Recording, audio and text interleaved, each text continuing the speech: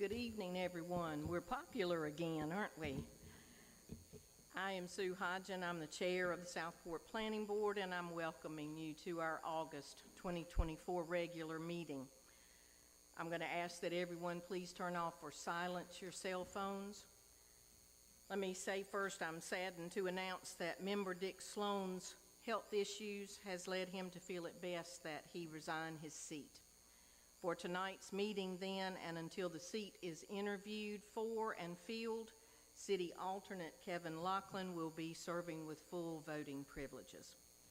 Until the formal assumption of the ETJ by the county, alternate Chris Jones and member Scott Jones remain on the board, with Chris would have filled in full voting privileges tonight as well, but he's unable to be here for member Donnie Joyner's earlier resignation. Let's start now by removing any hats, and those who can and will please stand while Will Hewitt offers our invocation, and we'll follow with our allegiance to country and flag. Bow our heads. Our beloved Heavenly Father, we come here today to serve the citizens of Southport, and we're so very grateful for the opportunity to do so. We ask Thee for Thy wisdom in all decisions that are made, that the speakers may speak clearly and be understood, and their concerns be recorded so that others may hear. We also ask that at the close of this meeting that all those in attendance may travel home safely and do so, and that they may be uplifted. And we do so ask all of these favors and blessings in the name of Thy Son, Jesus Christ. Amen.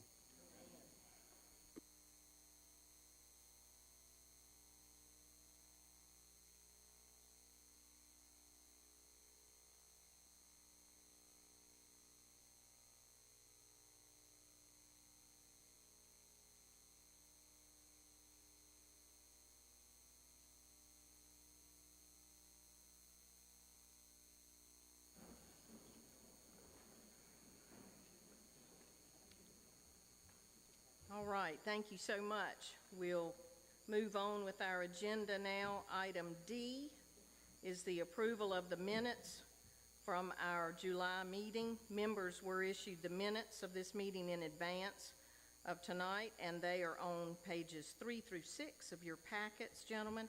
Are there any changes or corrections? If not, do I hear a motion to approve those July minutes? Thank you, Will. How about a second? Thank you, Roy. Motion is on the floor. Any final discussion?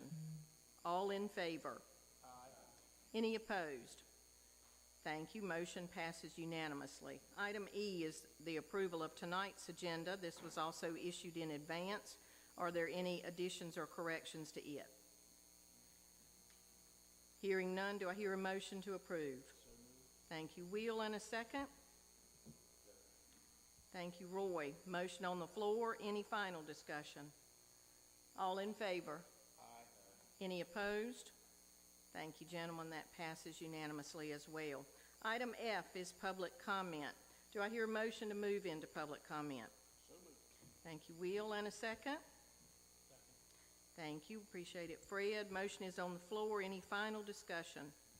All in favor? Aye. Any opposed? Motion passes unanimously, and we are in public comment. Madam Deputy Clerk, you can begin calling the names of those that have signed up. Thank you, ma'am. Marty Yuntz.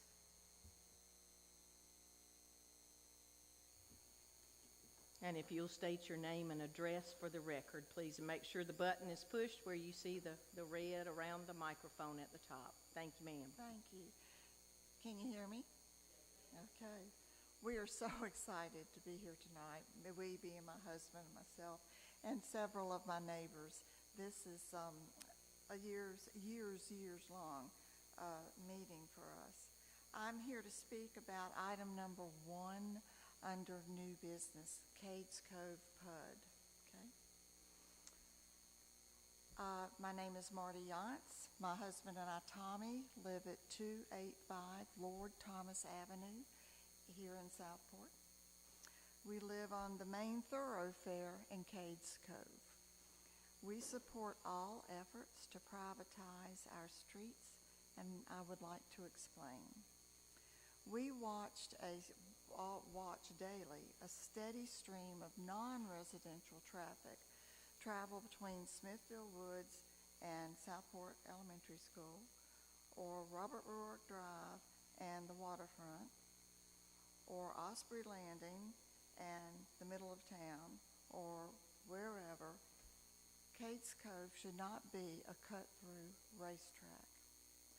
Cades Cove, as you know, is a very small, isolated neighborhood that maintains our streets with HOA funds.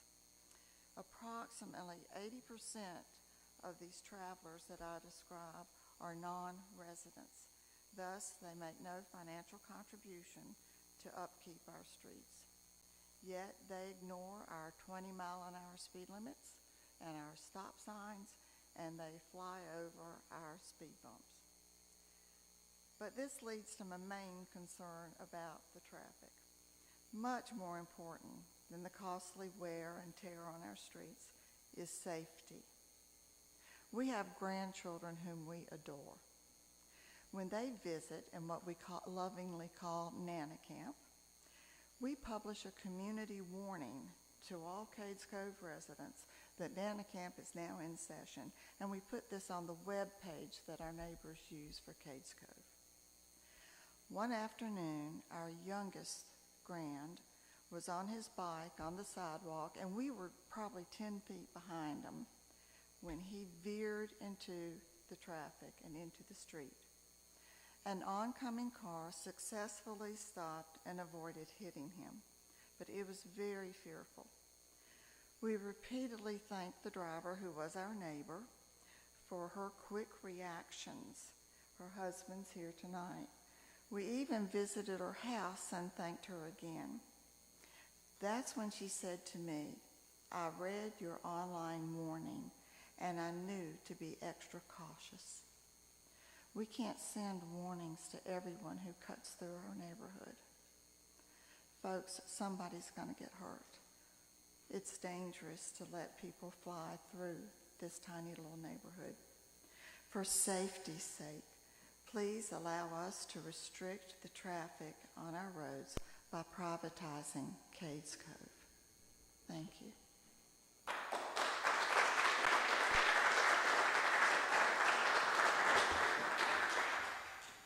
Yes, ma'am. Marion Stevens.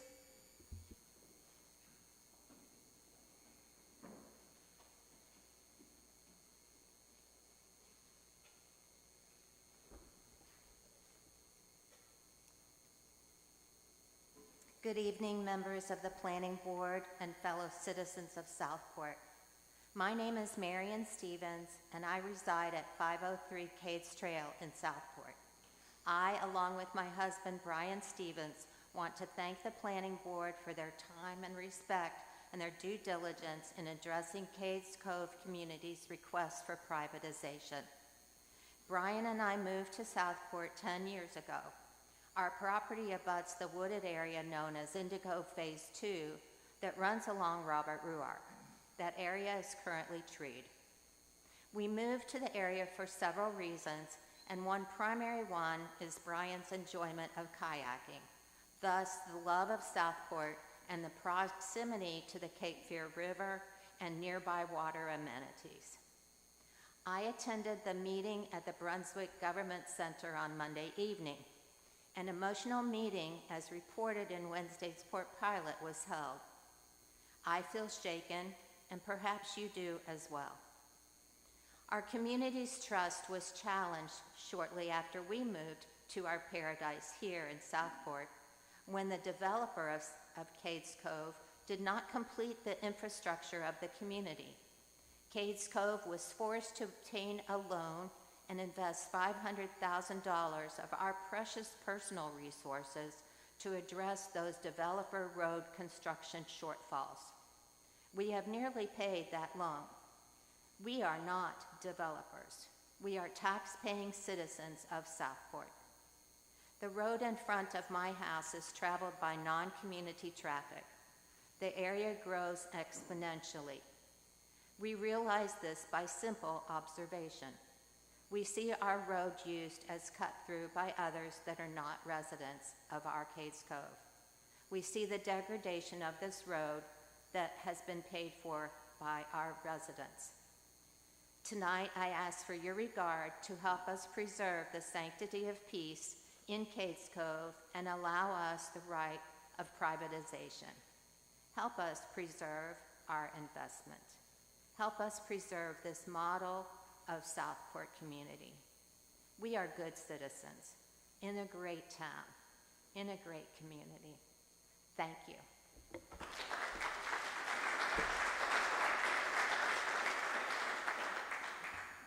Yes, ma'am. Laura Sharkey.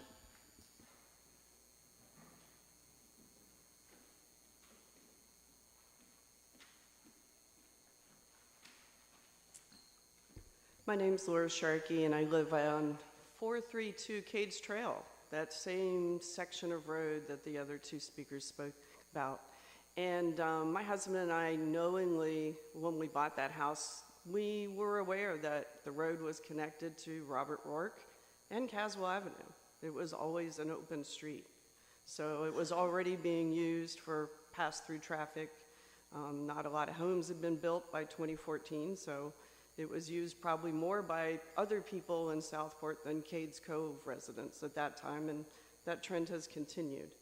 However, the request that's being made does not meet the goals of CAMA land use. And I want to point out some reasons why it does not. The zoning request does not enhance, improve the quality of life for other residents in town. It's not going to create jobs. It's not going to better the environment. In fact, it might make the environment worse by having people travel longer and to get someplace instead of shorter. The restriction to travel along Lord, Thomas, and Cades Trail to Robert Rourke Drive will have a negative impact on Southport residents seeking to reach the Brunswick Senior Center and the dialysis center that's in that plaza. Residents in the Windtree and Fiddler's Creek apartments will be forced to make left turns using 14th Street or 12th Street to access Howell Street. That can be very challenging for older drivers. Closure of Robert Rourke and Cades Trail intersection will cause confusion for drivers who may be unaware once entering the neighborhood from the Lord Thomas Caswell Avenue intersection that they will be unable to exit the neighborhood because of the gate that speakers want to install. Traffic unable to enter from Robert Rourke will end up looking for ways to turn around, probably entering other neighborhoods or stopping in the middle of the road because they can't turn into Cades Trail. The request to change streets from public to private was not a 100% in favor vote. There were other peoples in the neighborhood that did not vote in favor of this idea. And I have been told more people are skeptical about this proposal because there's a lack of communication about what it will cost the homeowners.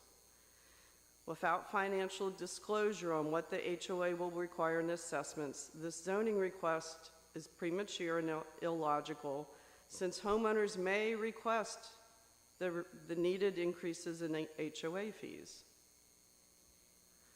I want to also point out that this request should come under some scrutiny according to the UDO. Section 4.8 of the UDO, titled Streets and Roadway Network, states that all planned unit developments are required to have a major subdivision review process as part of their zoning procedure. Under review, it would be found that this request would violate the street connectivity requirements set forth in Section 4.8. Which states, the Board of Aldermen finds and determines that an interconnected street system is necessary to protect the public health, safety, and welfare. Streets will function in an interdependent manner, provide adequate access for emergency vehicles, enhance non-vehicular traffic, and provide continuous and comprehensive traffic routes. Also in accordance with the UDO, this application for zone change should undergo a review that would include documentation that would be required because we're requesting private streets. That documentation would specify each lot owner's responsibility for the maintenance of private streets and drainage systems. It's written in 4.8. This application also is lacking the private street maintenance agreement that is supposed to be filed to accompany the recorded plat that indicates streets are private. The package did not include those documents. In closing, I have to say this type of zoning request is unfair to me as a resident and taxpayer in Southport. When I bought the house with my husband in 2014, we knowingly agreed to pay HOA fees. Those HOA fees were, as we were told, necessary to maintain our alleyways, which the majority of the neighborhood has alleyways to maintain, the open space and common areas, the pool and the clubhouse, and we agreed to those things. In 2016, the residents in the HOA had adopted a plan to meet the objectives necessary so the streets would meet the city standards and be turned over.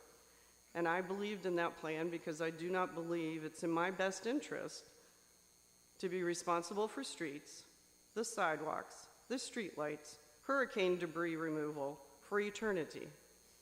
That's why I pay taxes to the city of Southport, to participate in that greater fund balance that makes those things available.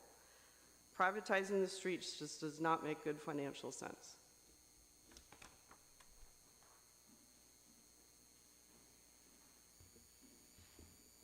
Madam Clerk? Kevin Wall.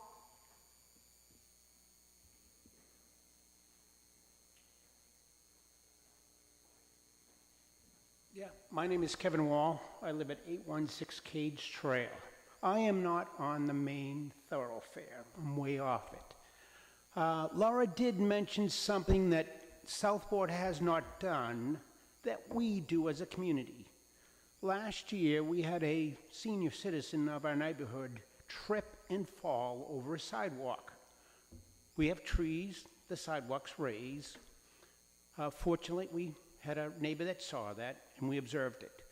Our community was proactive, and we hired Southeast Foundations and myself, and we run around and carve down all the tripping hazards in the neighborhood. Southport has not helped us at all since I've been a resident here in 2013. We've asked for the streets to be paved. The Southport asked the streets when paved, we paved them. They did not accept our streets. Our sidewalks are deteriorating. We're maintaining the sidewalks already. So I personally object to the conversation that says Southport is maintaining our sidewalks. Thank you.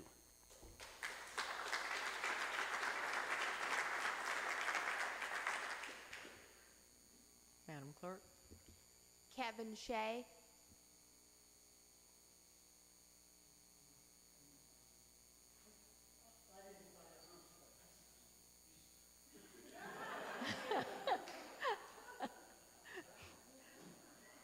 Next. He declines to speak. Dirk Mrozek.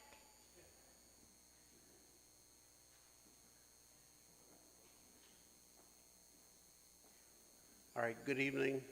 I'm not Kevin Shea. My name's Dirk Mrozek. I live at 305 Lord Thomas Avenue, otherwise known as the House Street Bypass. We have a lot of traffic that goes down that road. The other speakers in our neighborhood have spoken to that. I wanted to lend another perspective on this, which is that I'm speaking in favor of privatization of the opportunity to put the gate up, and I'm grateful for the opportunity to do that this evening. But one perspective is that, yes, this gate would stop the through traffic, and another aspect is that it would enhance the atmosphere of the community in other neighborhoods that are adjacent to ours, because the through traffic continues through Cades Cove, and it goes down Lord Street, and it goes down Caswell, and so all the neighborhoods all the way to the river They came here for the quiet atmosphere, the peaceful atmosphere, the beauty of the city that we did in the traffic. After they run our stop signs and go over our speed bumps, sometimes they make up their time by speeding down those streets after they bypass through our neighborhood. So I do offer a counterpoint to saying that it does enhance the atmosphere of the community, the health and safety of the community by preventing traffic that goes from our neighborhood into other neighborhoods. And so it's an unintended good consequence of this privatization would be the improvement of the neighborhoods that are closer to the river all the way down. The traffic would continue down that way. So I thank you for the opportunity to address this committee, and thank you for considering our request.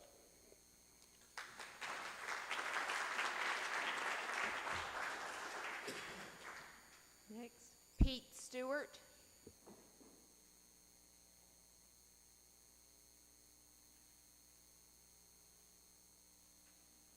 Hello, my name is Peter Stewart, 510 Cage Trail.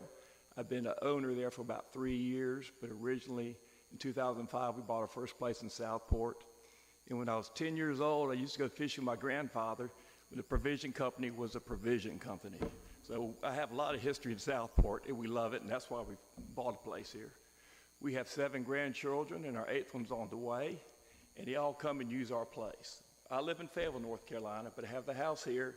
I use it, my family uses it, the grandkids use it. And I bought it because it was a piece of Mayberry. That's what it is. And Southport is Mayberry. It's just a beautiful, beautiful community. But one thing I want to point out, when the original planners developed Cades Cove, Indigo Plantation was a conservatory. It wasn't going to be developed by the owner. That has changed.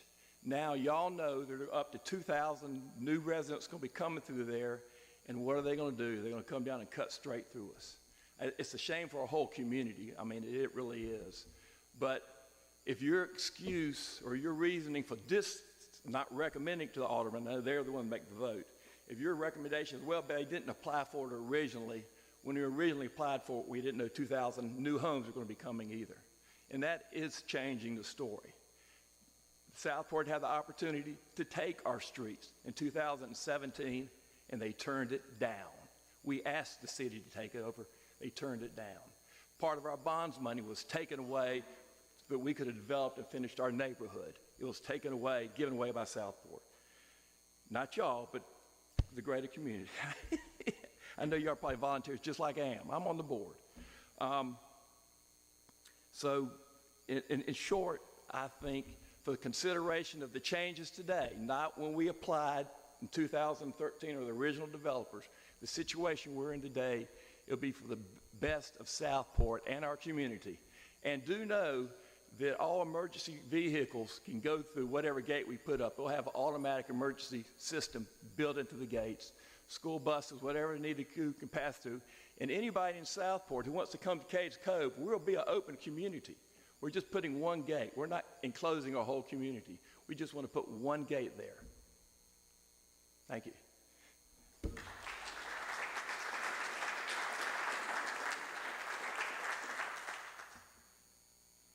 Yes, ma'am. I do not have anyone else signed up. Okay.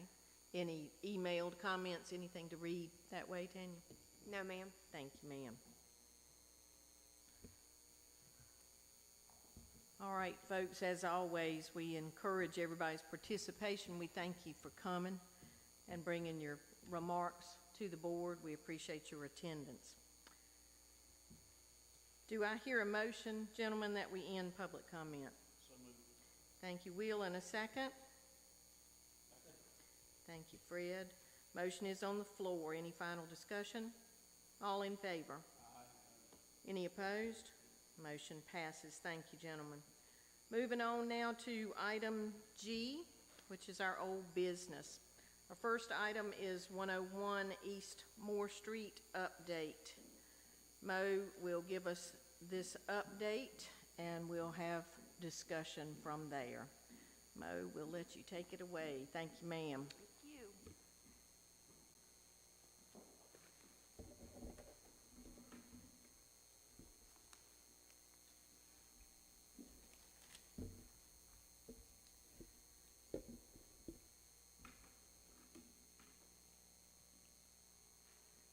Good evening, Madam Chair and members of the Planning Board. Thank you. And our first item is 101 East Moore, also known as Bullfrog Corner. This is a major site plan that came through as a mixed-use development, which includes retail and 2 floors of residential units, so 2 floors with 4 units. The application was originally submitted in August of 2022, and its first Planning Board meeting was in September of 2022. The application and review is subject to the UDO requirements at the time of submittal.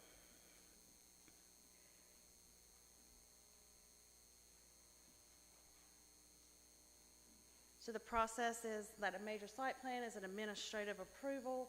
If all standards of the UDO are met, the project shall be approved.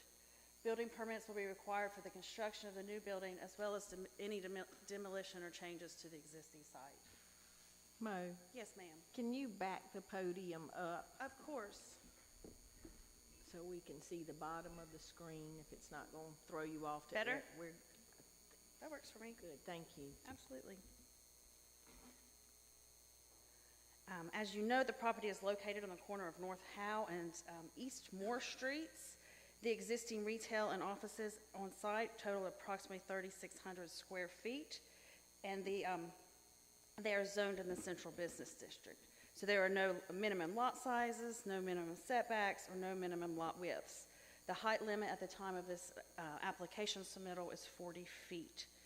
Mixed use is permitted in this CBD as long as it meets these certain standards, that the floor area of the dwelling units cannot exceed twice the floor of business and of the business that's existing. So as we said, the existing retail is approximately 3,600 square feet. So twice that would be 7,200 square feet, and each dwelling unit that they're proposing is 1,000 square feet. So it has to be at least 500 and maximum 1,000 square feet for each dwelling unit. So that'll be 4,000 square feet. No mixed-use building shall exceed 40 feet. It must meet that 40-foot height limitation. Each dwelling unit must have direct access, not through the existing building. There is a proposed entrance from the side of the building, and is a requirement for 1 parking space per unit. So those are the standards that have to be met on top of the other regular site requirements for any other development. This was a rendering that they had brought forward, I believe in October of 22. So they were just taking a look at that. So in October of 22, the review committee met with a request for updating the site plan.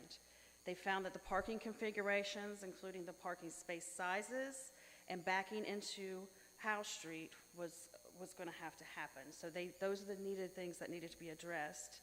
A new site plan was proposed and sent to staff in November of 2022, and it addressed and fulfilled most of the comments that the committee members had, except for the ability to turn around on the property itself.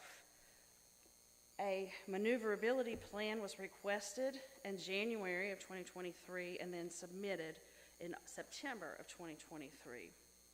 And this was the maneuverability study that was provided, showing multiple point turns to get out of the building or out of the parking spaces so that the cars could be heading out of the parking lot onto Howe Street facing forward. The city engineer reviewed this maneuverability study and said that it was not acceptable and the applicant had to address backing out some other way. At that point, the applicant applied for a variance from the Board of Adjustment to allow the relief from backing out onto Howe Street to allow that to happen. In January of 2024 this year, the applicant did receive conditional approval of their variance. That the conditions were that the approval is also connected with the approval of the major site plan, And also they have to install visual cues and signage to ensure pedestrian safety. This is the most up-to-date site plan that we have that was submitted in April of 2024 that provided the ability for all of the parking spaces to be fulfilled and also backing into House Street. Once this was submitted, the review committee met and that requested comments from the North Carolina Department of Transportation, from the also from the fire and police chiefs regarding backing into House Street. There were comments from the North Carolina DOT that raised concerns on the safety itself. Pedestrian safety and traffic safety were their main concerns, but they did offer recommendations to alleviate those concerns, which was considering a variance to remove any parking requirements, getting alternate parking solutions to utilize nearby parking facilities, continued cross-access with the adjacent property, currently placed to allow vehicles to enter from the street, and egress out the rear property. Unfortunately, that wasn't an option because the property owners on the alleyway that has been there, it's not a true alley, it's just an access way that has just been there for years. So there are now fences and other parking and other uses that are being put into that alleyway, if you will. And also they asked for enhanced safety measures. So if it remains the only viable option, they should consider implementing enhanced safety measures such as signs, mirrors, or barriers to protect pedestrians and to manage the traffic flow. Upon discussions with the committee, they were very concerned about the safety aspect of backing out. So they wanted to they were very, very concerned and wanted to make that sure that was brought to the planning board as a full board to know that those were major concerns of the committee that met. So I wanted to show you this a close-up. So the parking, other than backing out, that was with the variance was met. The 4 dwelling units each require 1 parking space, and with the ADA requirements, you have to have 1 ADA compliant space. The ADA requirements say that if you have a limited parking with 4 or fewer spaces, you only have to make sure you provide van accessible space, and it does not have to be signed. So anyone can use it, but it's available for anyone that needs it. So if someone was going to rent the space or stay at the space, they could say, hey, I'm going to need this handicap space, and it would be available and meet the specifications of the ADA parking spaces. So for the van, measurements, you must at least have a 96 inch wide space, as well as a 96-inch access aisle, which is provided in the site plan as shown. So they actually have a 108 inches wide space and also a 108-inch access aisle.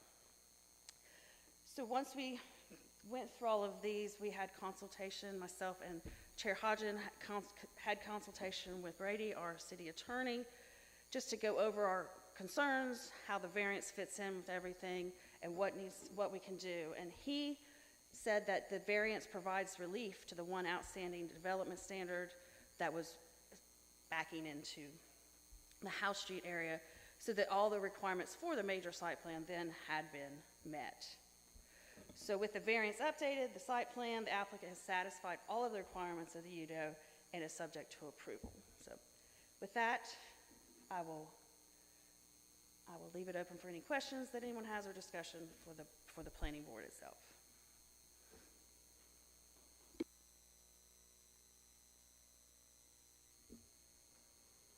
I'll start off. So Mo and I did talk with City Council last week about the process and the determination used by the Board of Adjustments. And then after Ms. Schaefer's communication with the city last week that she'd been brought in, retained as counsel for Mr. Lang, Mo asked me if I thought we should reconvene the committee for further discussion, and I told her I thought it'd be best to just bring it to the full board and let it help make any determinations. And of Chris Jones was also a part of this committee, and since he's not here tonight, Fred, I'm going to ask you to chime in with any comments that you would have about this. We've got a couple, since all of this started, we've got 2 new members. Roy was not on the board when this originally came through, nor was Kevin. So just as a little background, I was going to tell you that, Mo. Just thank you for taking a seat. I appreciate it. This, just to give some background on the application, it came to us just after we had completed work on a text amendment that had been forwarded to the alderman for a vote regarding building height restrictions. A couple days before that alderman's meeting, a very basic hand-drawn application was presented to city staff. There were no architectural drawings or engineered drawings with that. My understanding was that staff informed the applicant that he had everything he needed to move forward with this 3-story building that would alter the building's use. And he was told that the parking brought forward was correct, which was not correct. In our earlier committee meetings, Mr. Lang reported that he was attempting to obtain easements from the other property owners in the back for his vehicular traffic through that alleyway between the 2 buildings that he had purchased. Those easements were not successfully negotiated, and as Mo said, there is now a fence there for a beer garden for Royal James Cafe.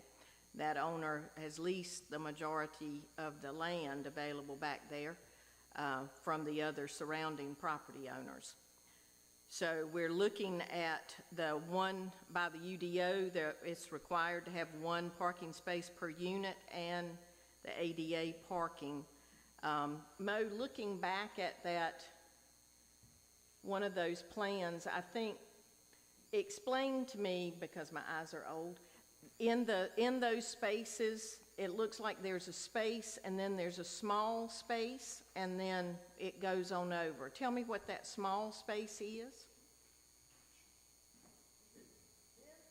Yes, That is just the surveyor providing measurements. So that states that it's 18 feet long. Okay, so, and now originally, when this was brought, because parking has always been the issue with this. Originally, there were 5 spaces total drawn out on this plan, right? 4 and the handicap space. So we did, and thank you for going through that with the explanation of the studies that were done and the city engineer looking at the parking plans for all of that. And it looks like from the information that we were provided that staff sent that notification out to the applicant that it was not accepted. And it went just a few days later. Is that right, to adjustments? Is that right, in January? Maybe I have that. Maybe I have the date wrong. Hold on. Let me look. I have that. The December site plan in we got a new December site plan with the maneuverability study in December. So that's when they went and got the maneuverability study, and then there was a new site plan with that study that was submitted in September of 2023. 23, okay. And that's when it was not accepted. So that was in September, and then they came in December and applied for their variance from the Board of Adjustment. Okay, and the city notified them, you're saying in September, that it was not accepted? That it was not acceptable? I would say it was probably October by the time that we've got those comments to him from the city engineer, that that was not, the way that they were turning was just not going to be acceptable. Okay, and so when it went to adjustments, just to get this in my brain, when it went to adjustments, it was that drawing that went to adjustments, or was it the original drawing? It was not the original one. It was the most recent one that was proposed, that was submitted in September. Did it still have 5 spaces at that time? It still had 5 spaces at that time. Okay. And at that hearing then, and staff stated during the hearing that they didn't want to have to ask the applicant to do another set of drawings. More specifically, the minutes say Mr. Lang requested that his exiting vehicles be allowed to back out of the driveway. And there is an audio tape of that hearing, gentlemen, that's already been provided to the committee members, and you've all been left those minutes from that meeting. The hearing for that property was about 40 minutes long. Board members questioned staff about interaction with public safety and emergency service staffs, of which there had been none at that point in time. Staff was also about the property, and at that point as well, zero interaction had occurred with this entity either. Adjustment members spoke about their safety concerns. Mr. Lang told them that his exiting vehicles were no different than the cars that back out of Howe Street spaces, and in fact would have better line of sight than those other vehicles, quote, because they'd be higher as they came out, unquote. Members talked about possibly painting the curb cut yellow and signage that could be used to draw attention. Ultimately, as Mose explained, the Board of Adjustments granted Mr. Lang's request and eliminated one of those required parking space without condition, it was said. In fact, on the recording, one adjustments member was heard to say he wanted to include in the decision that this would be, quote, an open-ended variance for either of Mr. Lang's property for any purposes, unquote. Adjustments made their determination as a quasi-judicial body without public safety or the owner of the road, the state, weighing in. We did meet after that hearing, our committee met in May. There was no discussion given concerning the details from the Board of Adjustments meeting. Mr. Lang told us that he had provided the original parking plan to adjustments by my notes, and that they'd help resolve his parking issues at the meeting. Our committee asked at that time about public safety and DOT interaction and found that there had been none, and that's when, as Mose indicated, we requested that all of those entities be engaged about concerns that they would have. In July, we had another committee meeting where we saw both the police and the fire departments. One-sentence responses that had come back in June, that they had no issues with the proposal. DOT engineer Ben Hughes, and you've got a copy of that email, was contacted July 1st and sent that back enumerating his concerns. The applicant stated at that meeting that he, quote, was already going to do all the things that DOT had mentioned, unquote. Though there's nothing to show that for us, no plans, no agreement, and our ordinances would prohibit some of the things that Mr. Lang had mentioned he would do, the animated flashing lights, mirrors, etc. Our committee determined at the time that we weren't comfortable with the vagueness of the adjustments determination with no conditions and no agreement in place. We were further concerned about the safety liability for the city, with this corner being Southport's busiest intersection and traffic backing out over a pedestrian sidewalk, past other parked cars, into a state-owned road. During that phone call with City Council on August 7th, we talked about the minutes, and Mo has provided those for everyone. And she told us during that call that staff had wanted to impose conditions concerning the safety measures. At the time of that call, no agreement had been drawn up for the applicant since January. And I think, Mo, I'm sorry, then, I've understood today that an agreement has been drafted, but not executed. So the committee has not seen that. So what questions would members have of staff? And is Ms. Schaefer here? I would welcome you to make any comments that you'd like to make tonight. Okay, thank you, ma'am. Appreciate you being here for Mr. Lang. What questions do members have of staff or for your committee members? Fred? Well, I've got some comments and concerns. It seems to me that in the process of the approval by the planning board, it was sort of circumvented through the Board of Adjustments about the parking issue. The main issue here is in the interest of public safety.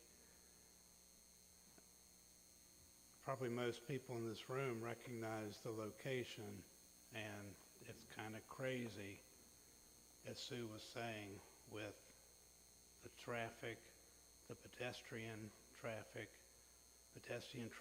with young kids that might be going to Bullfrog Corners, somebody walking their dog on a leash. It's like a recipe for disaster. On the DOT's comment, the first things they cited were pedestrian safety and traffic safety.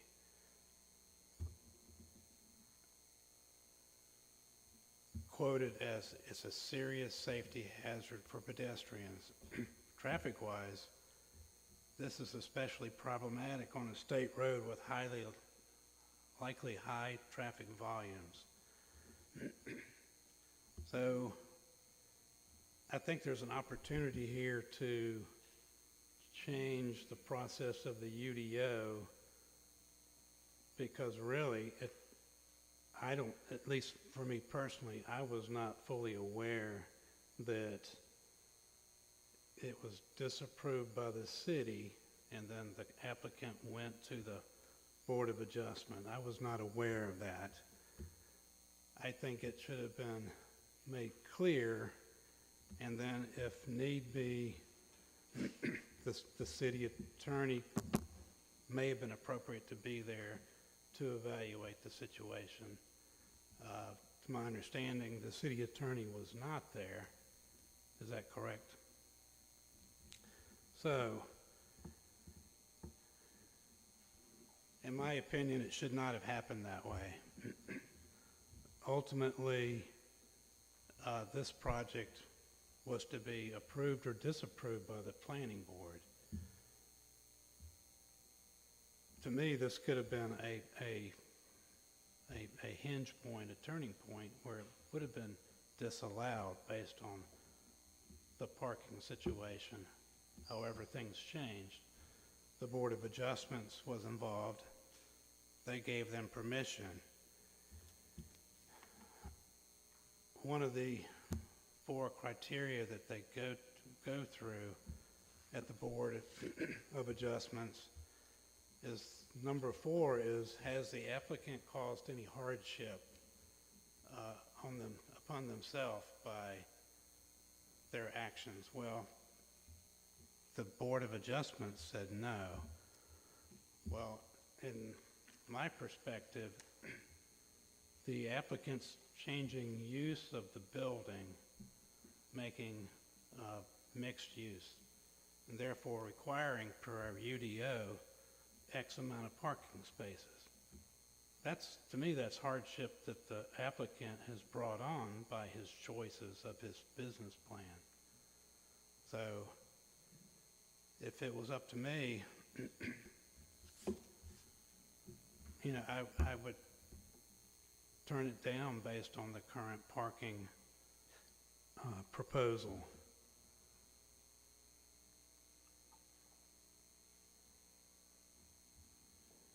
And then lastly, I'm a little confused about how the variance was given for taking away one of the mandatory parking spaces.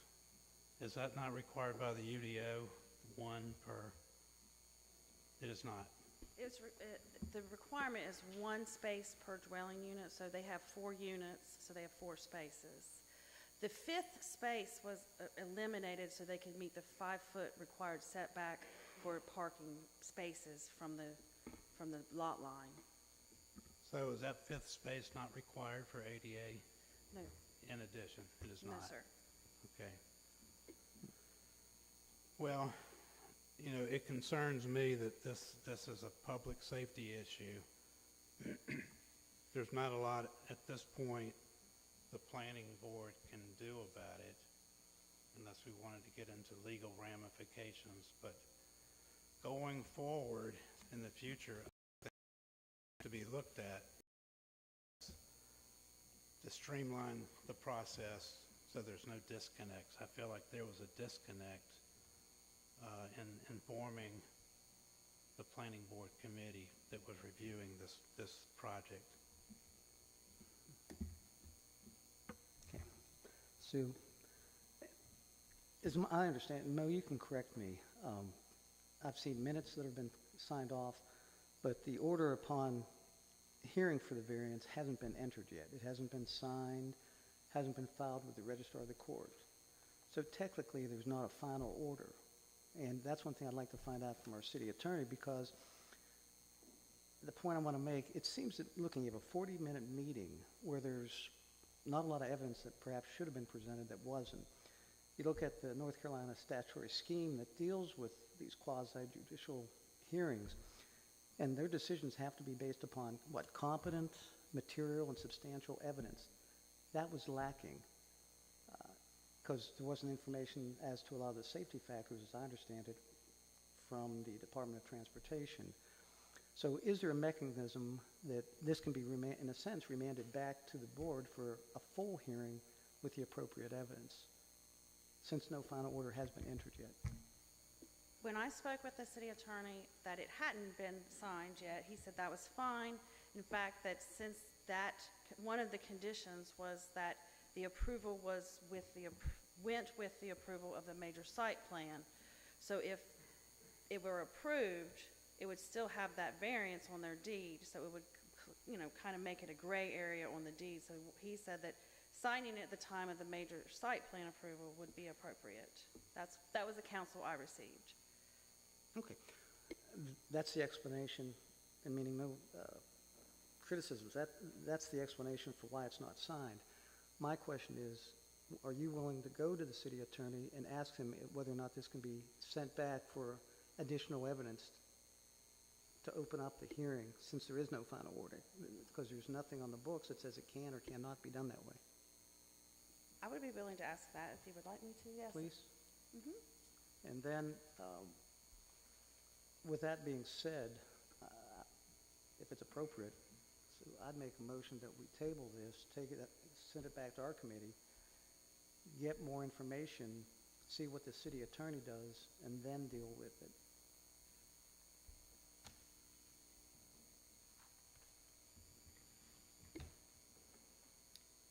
Okay, we have a motion on the floor. Is there a second? Thank you, Will. Do have a motion on the floor. Any final discussion or comments? Very brief. Everything that's been said is excellent. We've just been hearing about safety on subdivision roads, children, grandchildren.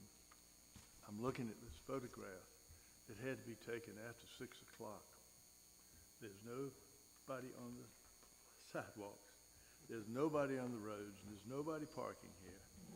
In the daytime, the great majority of the streets, parking, and sidewalks are crammed with people looking, wanting to buy, to visit, and they have no clue that there could be 4 cars entering across between 60-degree parking spaces that are approved by the state and a crowded sidewalk.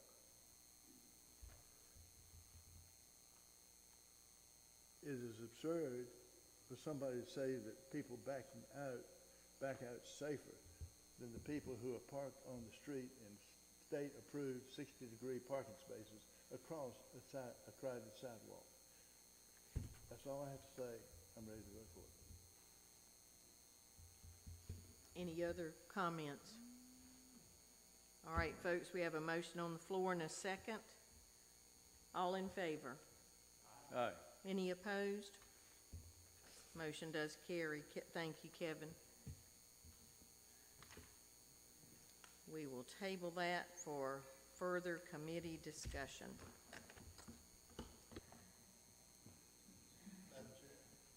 Yes, sir. May I ask a question? These people from Cades Cove are waiting very patiently for us. We have two more old business items. Are they going to be very long? Because I don't think we need to keep asking these people to stay here and learning about our way of life up here. If they could be heard and we could discuss with that. Are y'all not enjoying this as much as we are? Am I wrong? It's just, if it's not going to be long, let's proceed with old business. But if it is, and I don't have the answer to that, I would suggest maybe we revise the agenda to come back to old business later on. Is that possible? That suits me, Mo, if it's okay with you to move that around. Would y'all be in agreement with that? I'll second if he's got a motion. Thank you, thank you. I appreciate that, Roy and Will. We do have that motion on the floor. Any other discussion? All in favor? Aye. Any opposed? I know y'all don't want us to do that, do you?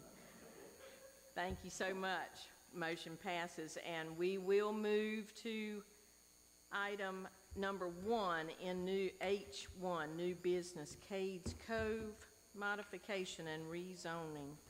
Sorry to put that in you, mess up your plan, Mo. Sorry.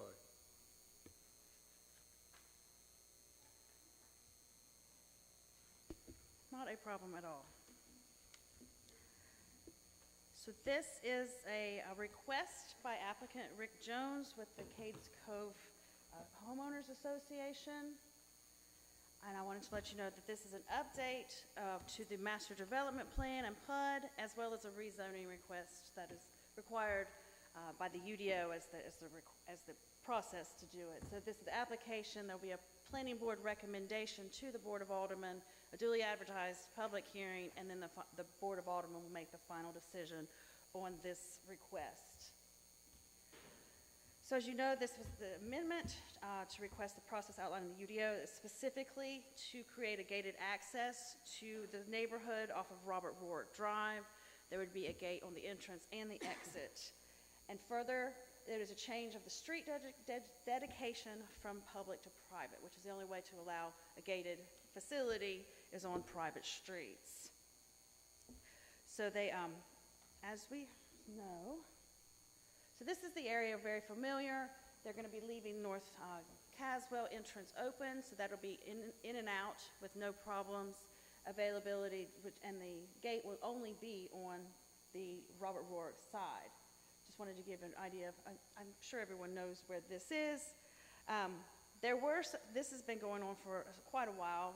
In the spring of 2023, the Homeowners Association approached staff to add a gate, and it was determined that they did need to come through a PUD modification since adding the gate was not part of their original PUD approval.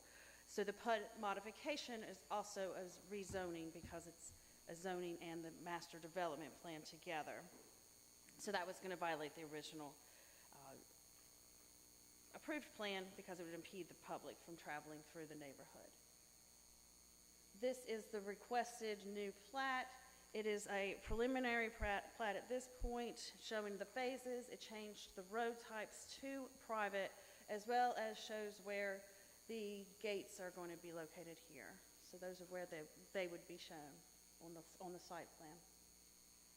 And this is just an example of where they would be placed. They're going to be the exit on the right-hand side, entrance on the left-hand side, showing you where they would be. They would be inward swinging, so they would not go out into the public right-of-way for those gates. So the planning board shall advise and comment on whether the proposed text amendment or zoning amendment is consistent with the comprehensive plan or any officially adopted plans, and a written recommendation will be provided to the Board of Aldermen. We're requesting that you make a consistency statement. I would like to say that staff does find that it is inconsistent with the land use plan as well as the Unified Development Ordinance, because it does not meet any of the interconnectivity requirements or street design and connectivity requirements in the Unified Development Ordinance. This is really the request they've got, so I'm happy to answer any questions that you may have regarding this.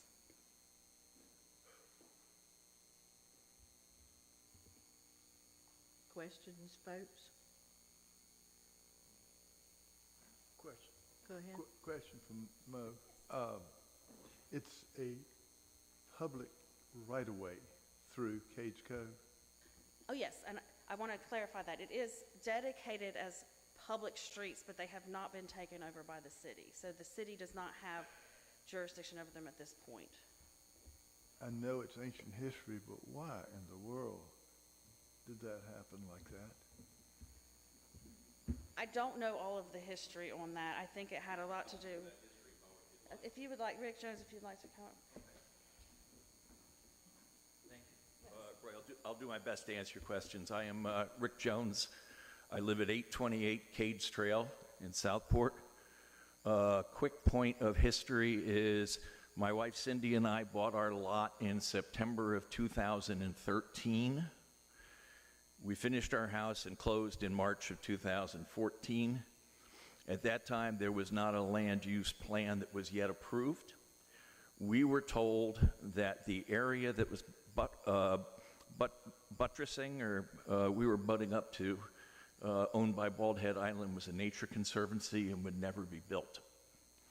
So the circumstances that were appropriate in 2014 probably no longer govern the kind of decisions that the city of Southport should be looking at today. We began this process, at least this phase of the process, over 3 years ago. We finally sat down with Travis in March of 2023, but our council had been talking to Norbert Blanchard the year prior. We established a steering committee of 10 residents of diverse backgrounds to evaluate the concept of privatization, the pros, the cons, the risks, the costs. And the steering committee's recommendation to our board is that we pursue the process. Our first order of business was retaining counsel. We retained Black Slaughter Black, now known as Law Firms Carolina, out of, they're all over the state of North Carolina and South Carolina. They did several searches looking for a precedent. In terms of the history you may seek, the original PRD was developed in 2004 by Blake Builders. This was 2 years prior to the creation of the PUD system. Blake built the first house in 2006. They partially built up to 11 homes. We are now 99. Their assets were acquired by Cardinal Builders, who then began to build new homes circa 2011, 2012. Out of the 99 residences, 53 were built in the years 2014 and 2015. Many residents like me were informed that the Bald Head property was a nature conservancy and would never be built on. We then sat in this room in Indian Trail, hearing Chad Paul working with Roger from East West and listening to the planning board's decision to decline their move to go from the R20 to 1,542 building units. And frankly, our neighborhood got the crap scared out of us. To this extent, council recommended that we modify our articles of incorporation to allow for the incorporation of streets as part of the common area. And in doing so, allowed our board to make whatever assessments were necessary in order to properly maintain those streets and do them at a level of standard that we think Southport can be proud of. We are very proud of our neighborhood. We are citizens of Southport. We are annexed into Southport, and we believe that since we've paid $1,136,000 in taxes to the city of Southport from the time our homeowners took over the HOA in 2016, that perhaps it's time for us to get our audience to be listened to. The referendum in front of or the amendment to our residents was done after holding community meetings in this building in July of 2022 to give our residents all the history, answer questions as to what prospective costs would be. And then we set up a second one done by Zoom with our counsel, who could run people through what all the legal stories are. The fact there was no particular precedent of an HOA like ours assuming responsibility after the second developer abandoned the community in 2015. They abandoned the community after the city of Southport returned $190,000 in bond money to them that would have gone a long way to pave the streets and do all the things with the original developer's money. But unfortunately, and again, you're far more intimate with the UDO than I am, but my interpretation was any development should do a stormwater evaluation before the entirety of bond money is returned. No such examination was done at a city, county, or state level regarding Cades Cove.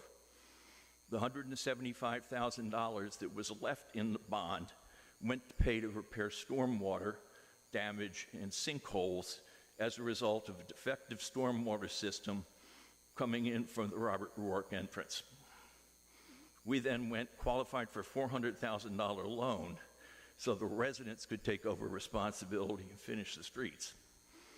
Hurricane Florence hit in September of 2018, wiped out the outflow of our stormwater system, resulting in 2 sinkholes that connect Downey Lake to Cottage Creek, which is the whole stormwater outflow.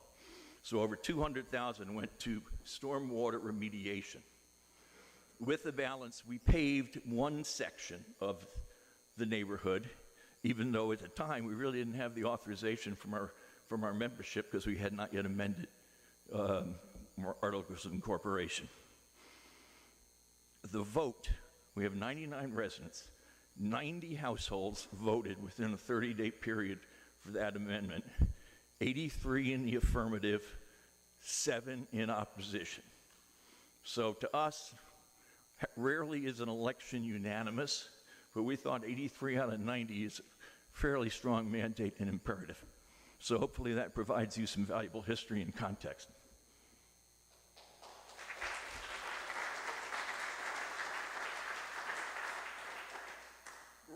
We have every single member of our board here to answer questions. We have people who've worked on the gating initiative. We have the person who's developed our financial reserve study.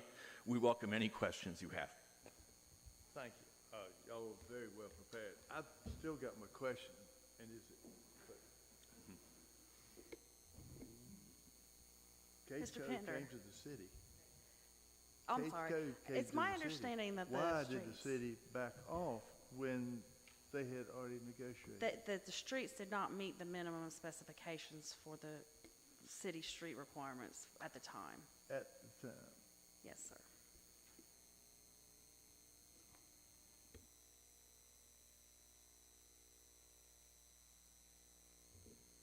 What other questions are there, or are you thinking about something else?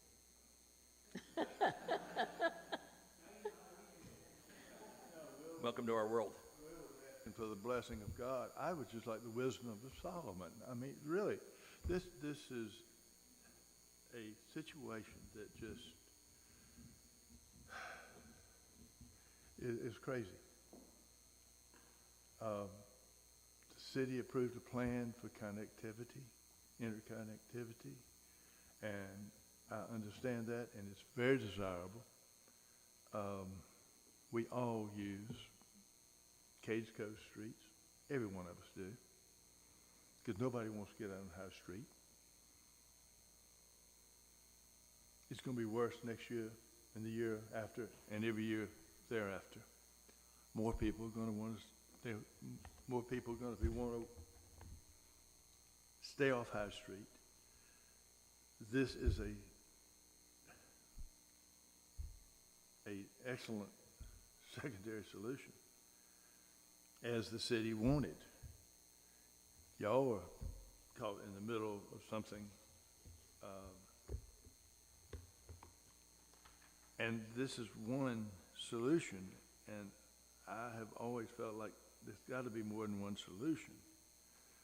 I don't know what it is, because yes, just like we're talking about downtown, people going through these communities, most people go through Cades Cove, live nearby. Not like downtown, when most of the people have never been here before and probably will never come back.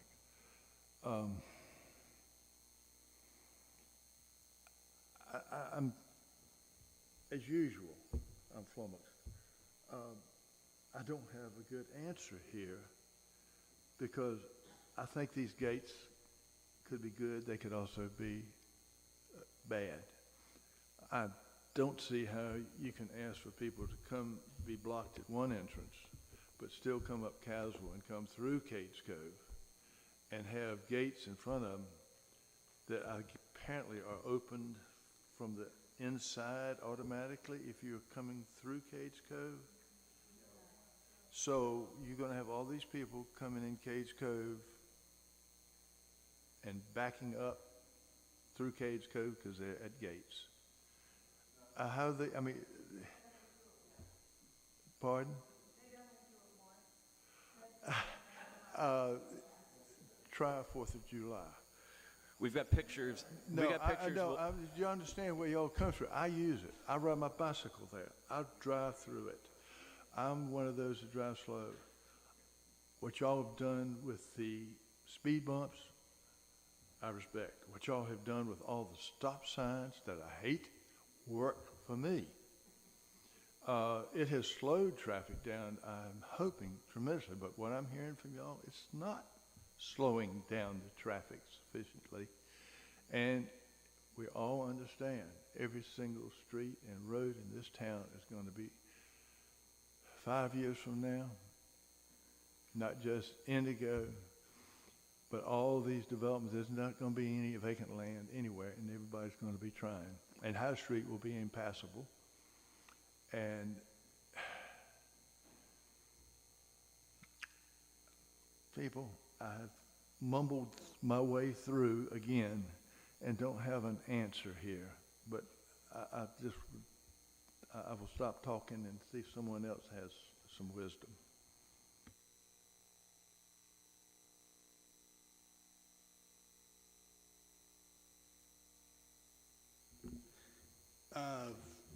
Couple comments. As Roy mentioned about lost vehicles going through the neighborhood, it would seem to me that if that's going to be like that, there really ought to be so I'm lost and I come to the gates, a way to turn around easily, but there's not, correct? Yeah. Okay. If you refer to the visuals at the entrance, we have a picture of it from both directions. The entering of Cades Cove off of Robert Rourke and the exiting, okay? You'll see there's a center island. There is the opportunity when people see that gate there to turn around and go back. What we also haven't talked about is signage. We'll have to do a major signage initiative to alert people that the status of the neighborhood has changed. And as several residents say, they'll go through and hit the gate once. We'll also have to budget for people who decide they want to run the gate. That happens sometimes, and different HOAs have to budget for remedial action. But there is an opportunity for people to be able to turn around, Fred. Another concern, if I'm riding my bicycle through, if I come to a dead end now. Bikes go through, golf carts go through. Even with the gates, there'll be room. Even with the gates, yeah. There's sidewalks alongside, so there'll be ample opportunity for golf carts and bicycles and walkers to maintain connectivity. The only restriction we're asking for permission to do is to restrict the vehicular traffic. For those who've been listening to the city engineer, with current funding, it'll take 67 years to pave all the streets in the city of Southport. They're trying to get greater state funding and hopefully can do it in 10 years. So what we're saying is we're going to go ahead and do it now, and we're going to fund it. Not everybody will be happy, but Cades Cove is a wonderful neighborhood. Home values have gone up significantly. When most of us built our homes, the price was $145 to $165 per square foot. Based on the transactions in 2023, it's $332. So the attractiveness of this as an asset remains strong. Is any of this going to affect the pass-through from North Caswell going through a little pathway that'll stay exactly? That pathway that goes to the senior center, that remains open. We're not closing the entrance to North Caswell. We may do certain things in North Caswell to restrict the volume of vehicles, because we get, come 4th of July, crazy traffic going with 7 homes in that neighborhood, and they're constantly watching people come and not, even though it says no outlet, they come in. We have several neighbors from that section here this evening. So, but that access to that right away to the senior center and to Galloway Sands and the bar, the pub, that all stays open.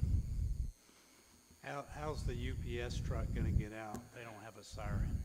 UPS has codes. We've talked to the UPS drivers and the FedEx drivers.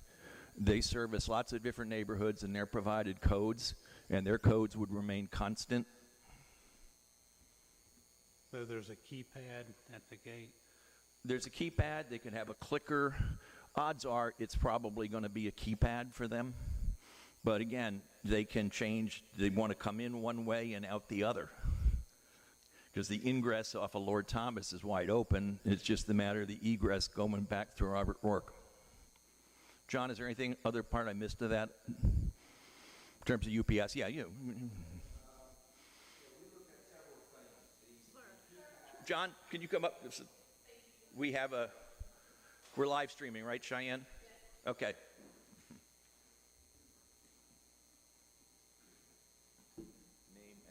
John Golowski, 508 Cage Trail.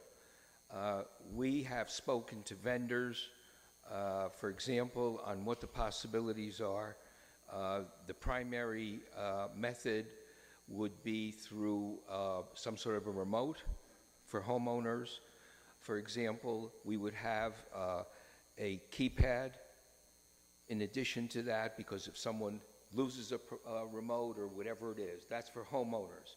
But that remote would allow certain visitors to come in. It would also allow any services to use that particular entrance.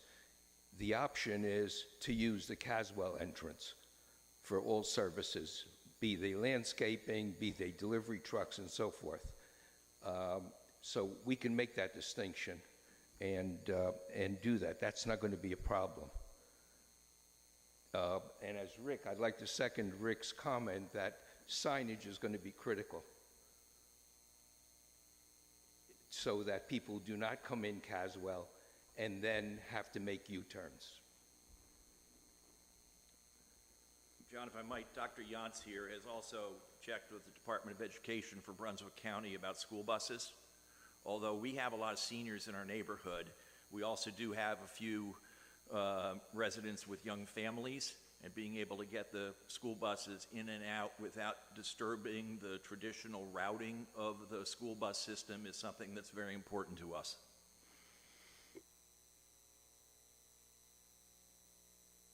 So I guess the garbage trucks will have the code too, huh? GFL.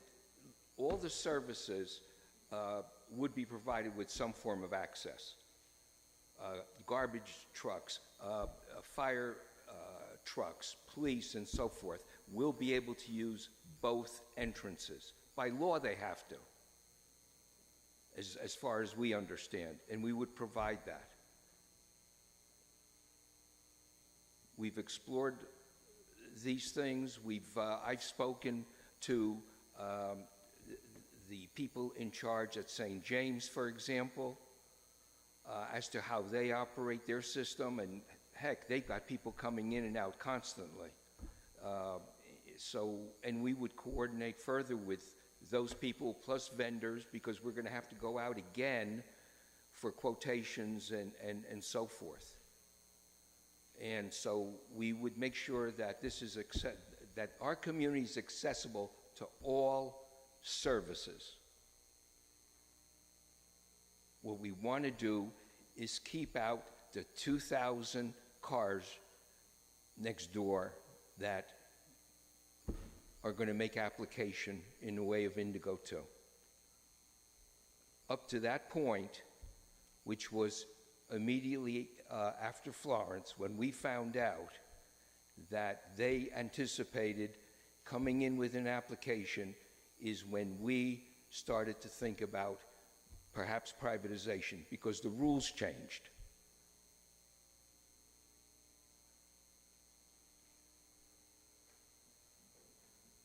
Thank you, John.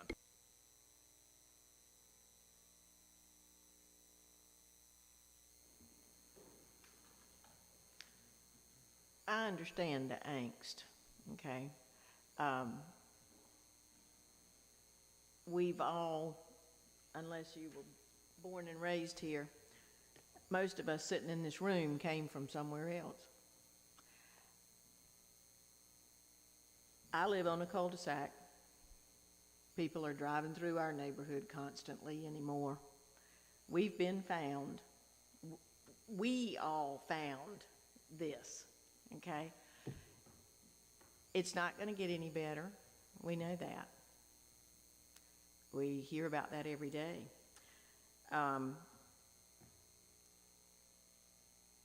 But I'm, please don't throw anything at me. The bottom line for me is that the roads still haven't been accepted by the city, and from the documentation that's been included for us tonight, they shouldn't be, from what I'm understanding. And I know it's an inconvenience for anyone who's used to using Cades Code roads, and I admit I do it because I can, okay? Because once vehicles have used them, come in and get to the gate, they are going to have to turn around. You're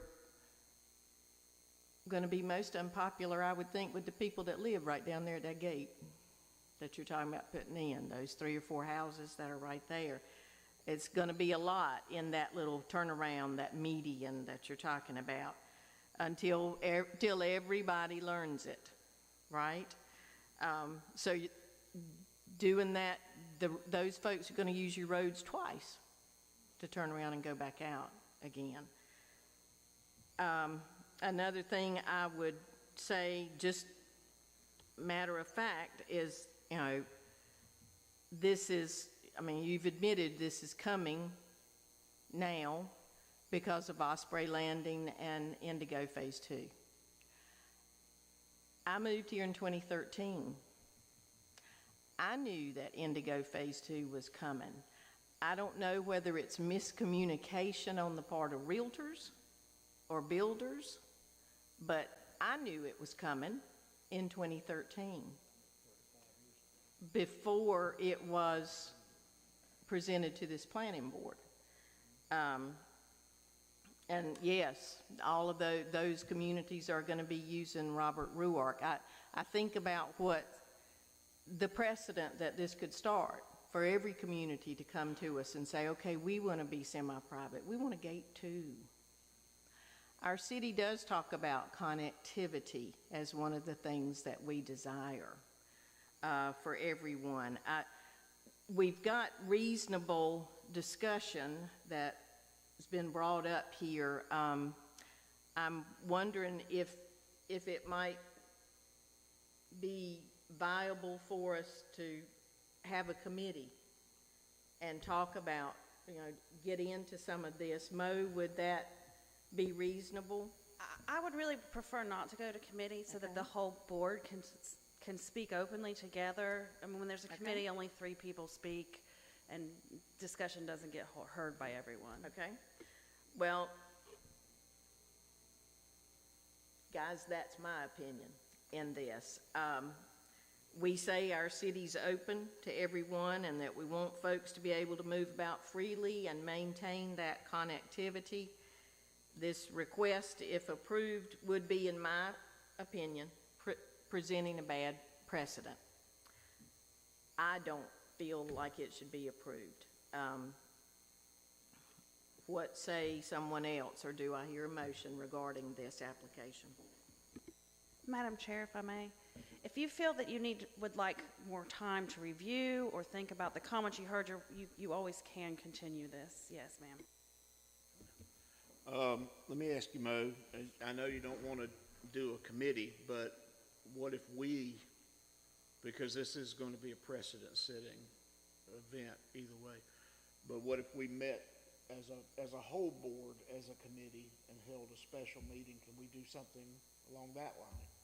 And review it as an entire board at one time after we've gone over this information. What would be the difference in just tabling it till next month and discussing it again at the full table with everyone? Same difference? Same, yes. But Will, would you want to make that motion to table it until next month for folks to review the information and come back and have other discussion? Yeah, I believe so, because one of the things we're going to have to look at too is I'd like to see some examples. I think we should ask them as well about examples of signage and placement of signage, what the gates are going to look like. All of these factors involved in this, if we could, just so that we got all the bases covered before we make a decision on it. Is that something, signage examples, are you working on that yet? Would that be something that you'd be able to provide to the board for next month's meeting or in advance of it so that Mo could distribute that to the board?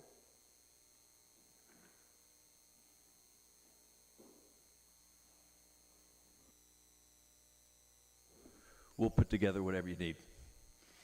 Our judgment to date is to not pursue signage until we knew this was a go. We also have, different vendors who have given us prelims on gatings, but we don't want to go to final until we know this is a real thing. With the way the tough labor market is today, we don't want to get people doing unnecessary work. But certainly in terms of looking at what the possibility for signage is, we'd be delighted to do that. Understood. I think and Will, you correct me if I'm wrong, we're just thinking about language, what it would actually say, maybe how many you would have. You don't have to bring concrete, you don't have to parade your signage into us. We just want to get an idea of what you're thinking about, if that can be done. Yes, ma'am, we see that. Thank you. We're talking about signage, Ms. Johnson. So we have a motion on the floor. Do we have a second? To table it? Yes, motion on the floor. Fine, go ahead with your discussion, Roy. Y'all have addressed half the problem. Y'all try to ignore the fact that people are going to come in through an open up Caswell. I think if you're going to have any potential to get this, y'all need to consider Caswell being as much of a problem as Robert Ruark. And y'all have just totally ignored it and say, oh, we're just going to have everybody come through and they're going to turn around and come back out. No, that's not human nature. And with this city becoming is a tourist destination. People are going to wander in, and they're going to go through. I do not believe y'all really seriously believe the casual entrance is going to be a problem. Don't respond. This is what I'm saying, and I think y'all need to consider that more, because you're inviting people in, but then you don't want them in. So you really, casual is just as important as Robert Roark entrances, and I'd like to see more thought on that. We are going to continue this, okay? This is not a dead issue. So that's all I have to say on that. We do have a motion on the floor and a second. Any further discussion? All those in favor to table? Any opposed? Thank you, gentlemen. Motion does carry. We appreciate your consideration about that.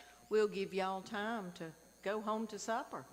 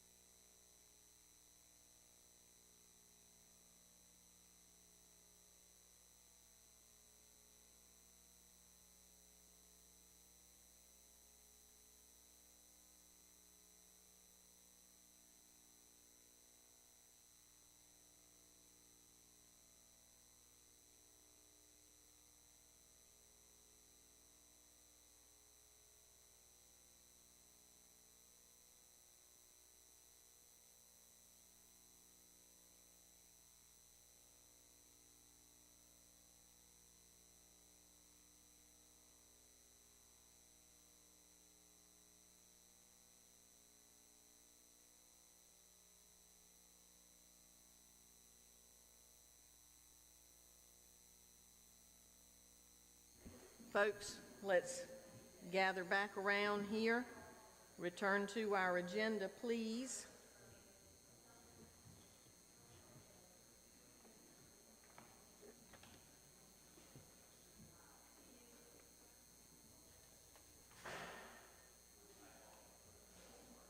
Mo, we will go back now to item 2, the sign ordinance, the political sign discussion. It's on pages 7 through 20 of your packets, folks.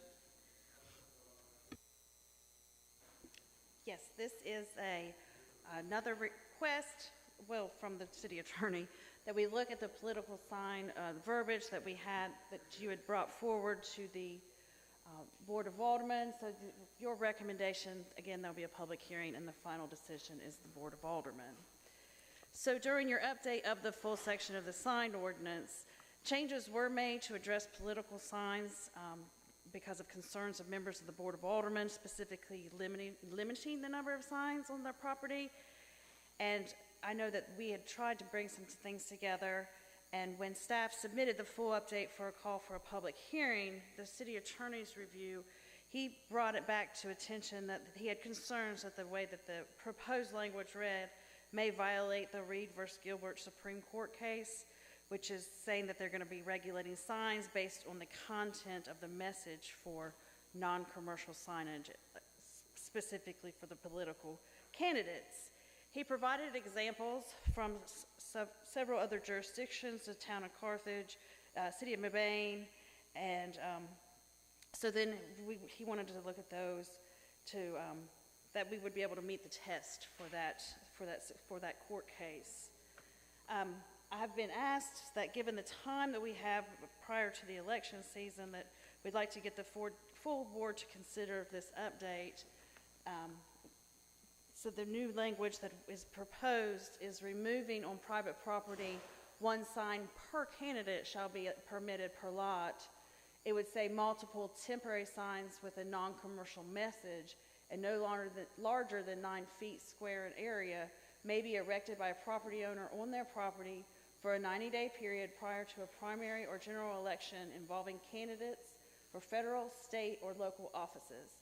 During this time, a property owner is allowed one larger sign not to exceed 32 square feet. These signs shall be removed within 10 days following the election. So this is and I did speak with Brady about this. He said that this absolutely covers what we need and will keep us from out of that gray area. And it'll be constitutional for people's rights. So Brady did approve of that right there? Yes, he did, yes.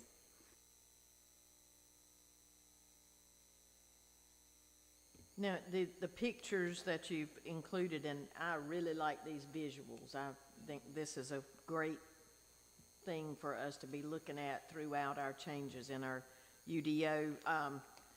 These are from these are examples that were found in Mebane and the other yes, ma'am. Towns? Okay.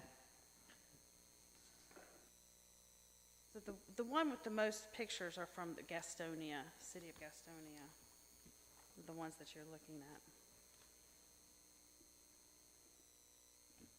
What other questions does anyone have?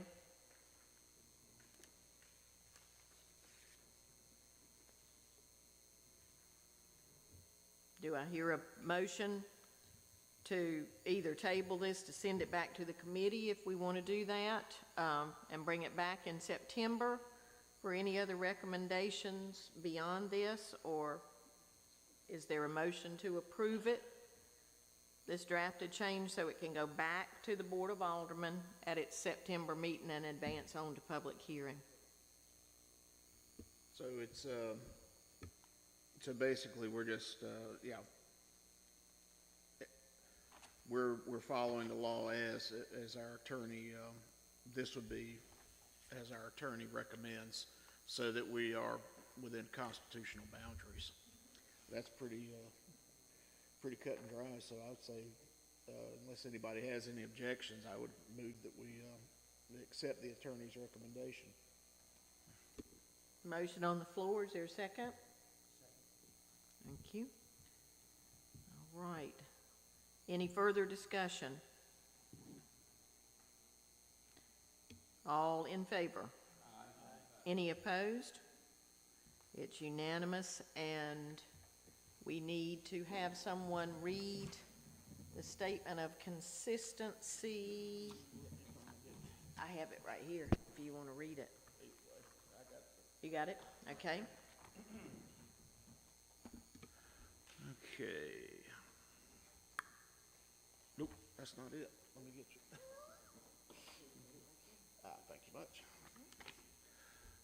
All right. The City of Southport Planning Board hereby recommends adoption of the proposed zoning text amendment for the Board of Aldermen, finds it consistent with the city's 2014 Camelcore Land Use Plan originally adopted November 13th, 2014, and the subsequent amended Southport Board of Aldermen. More specifically, the proposed amendment is consistent with Policy 7.22. The city shall continually maintain all official planning documents. And let's.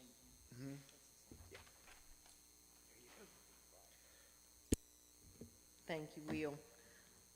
All right, so that takes care of that one. Our next item is update on the ETJ. we don't have anything in the packets about this, but we did want to have discussion on the most recent activity Yes, and- resultant from session law. Yes, ma'am. And also, I provided you an after-action report that the city manager, Mr. Terrell, put together, just outlining what happened at Monday's evening's meeting with the planning board. So that you do have that. So we can move forward. So as we know, the public hearing was held on August 12th. That was Monday evening. And the decision was made to adopt the proposed zoning from the Brunswick County zoning ordinance. And Brunswick County has the ability at their planning board level to make the final decision on planning decisions. So this is a little bit different than what we're used to, where we have to take it to the Board of Aldermen for so the planning board would make a recommendation and the Board of Aldermen make the decision. So that's a little bit different. So now that it has been approved, there's a 15-day appeal period that anyone withstanding can apply to appeal. And Mo, will you define what standing is? Yes, ma'am. So standing is going to be someone who is affected by the change. It can be a property owner. It can be anyone adjacent to the property. But it doesn't always mean, but they have to also have some sort of change to the property itself. It can't just be, I don't like it. You have to have very valid reasons why it does not meet or is not going to be good for you yourself as a property owner or adjacent property owner. And then if there is a appeal submitted, then it will go to the Board of County Commissioners for their decision. So I just wanted to give what was going on, what's happening. So we did get some input and feedback from the planning board. I know that Chair Hodgen and Mr. Fisk were at the meeting, as well as Alderman Mosteller, speaking for themselves as county representatives, not for the city themselves. So that the planning board was very open to working with the city. So we are very hopeful that there will be some work done on the new zoning transitional zones or overlays districts that we have been speaking of several times. So we did have our path forward, hoping that the county will work with us on the compatible adjustments to the county zoning. And they have indicated that they may have to wait for the UDO updates due to staffing, but we're hoping that as the city, with the planning board, and hopefully some input from some other consultants, that we are able to move forward with some ideas for them, so we don't have to wait for the possibly 2 years before the UDO is updated, full UDO for the county is updated. So that's what our goal is. Our path forward as the staff is going to be working towards getting some ideas together, some for the overlay zone or transitional zones, so that we can take them to the county to see if they are willing to accept those as our thoughts on that. So this is, and I did want to mention that there will be a more thorough update from the city manager at Tuesday night's meeting at the Board of Aldermen's rescheduled regular meeting. Though he will be doing some more fiscal analysis that will be outlined for the ETJ changes. I want to make a statement about this too, if I could. There were some interesting dynamics at play during that county planning board meeting on Monday night. First, like Mo has said, I want to thank the 19 citizens that attended and spoke, ETJ residents or not, speaking on the effects of the activities of this year's General Assembly relative to our now former ETJ in the passage of Session Law 2024-21, what we all came to know as H911. And I want to thank City Manager Terrell, Alderman Mosteller, and Fred for attending and all of their comments.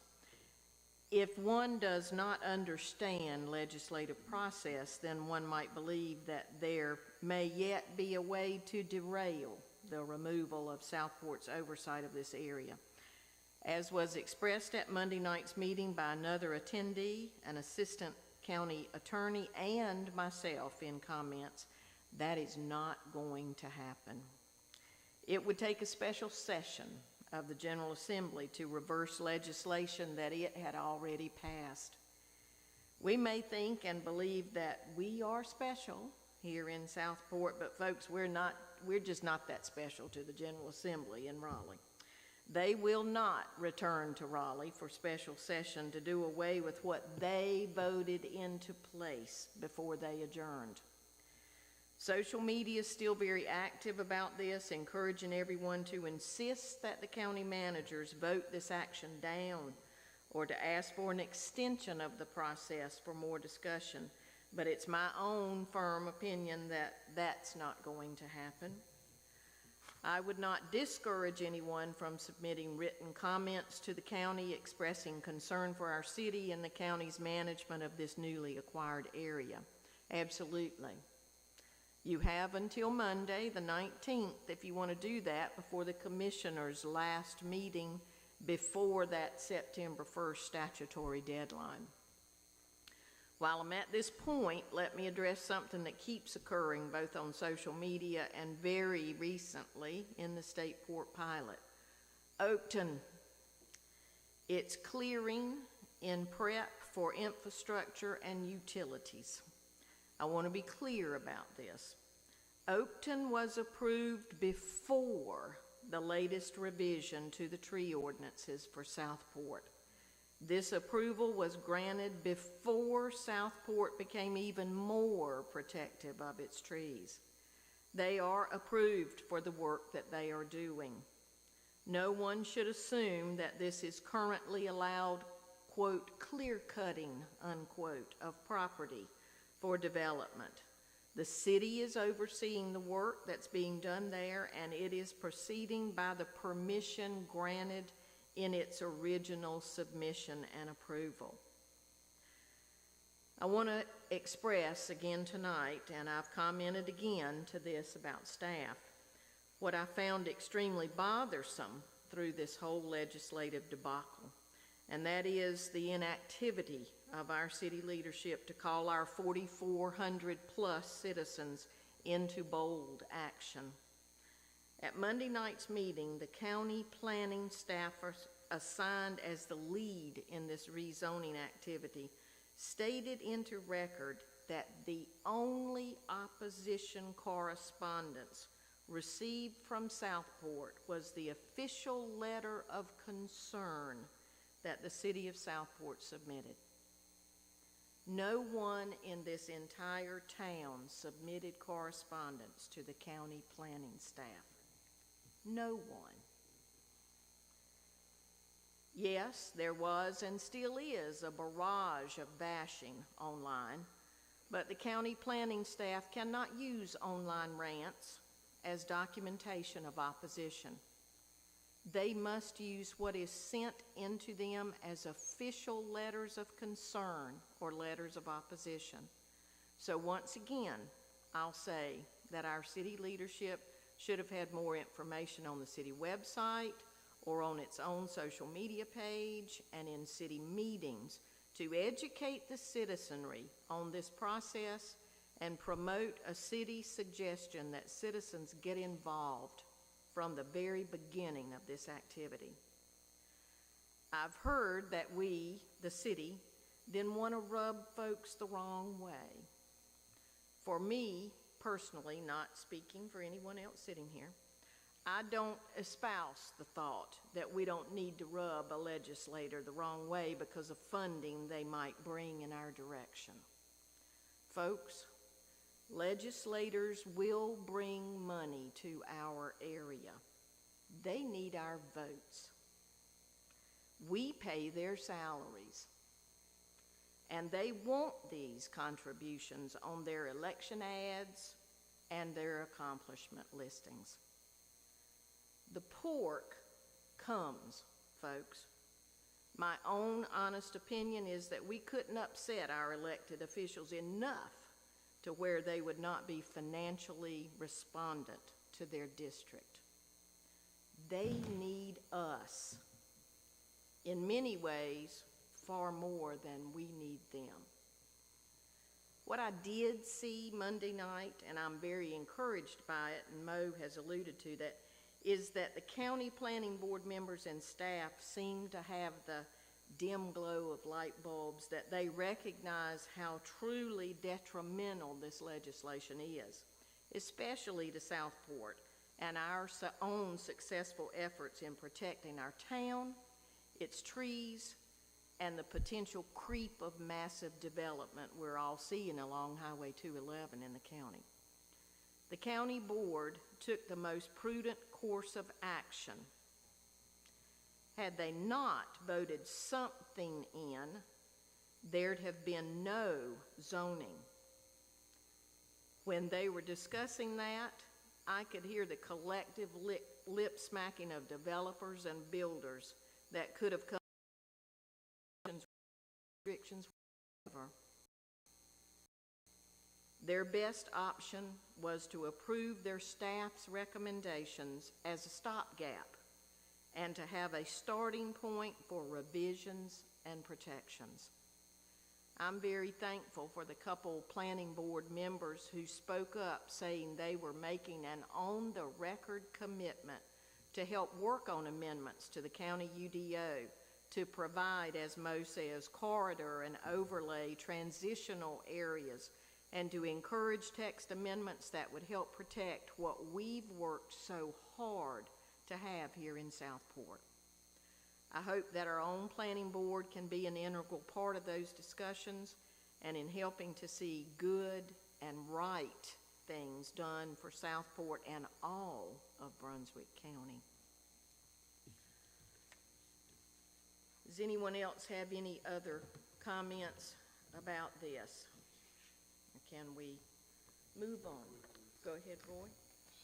Since that meeting Monday night, and I apologize for not being able to be there, at the end of River Drive, a brand new request for rezoning from the county has already been placed.